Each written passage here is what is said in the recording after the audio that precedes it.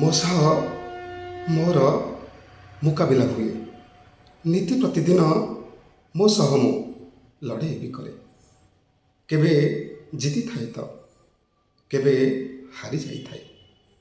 ପ୍ରତିଟି ହାରିବାରୁ କିନ୍ତୁ କିଛି ନା କିଛି ମୁଁ ଶିକ୍ଷା ପାଇଛି। ନା ବିଚଳିତ ହୋଇଛି, ନା ହାର ମାନିଛି, ବରଂ ନୂଆ ଶକ୍ତି ଓ ସାମର୍ଥ୍ୟ ନେଇ ପଡ଼ି ଉଠି ଆଗକୁ ବଢ଼ିଛି। ପ୍ରତ୍ୟେକଙ୍କ ପାଇଁ ଜୀବନଟା ଏକ କୁରୁକ୍ଷେତ୍ର। ଆମେ ଚାହୁଁ ଅବା ନ ଚାହୁଁ ଲଢ଼ିବା ବଢ଼ିବା ଏଠିକା ତ ବୀଜ ମନ୍ତ୍ର।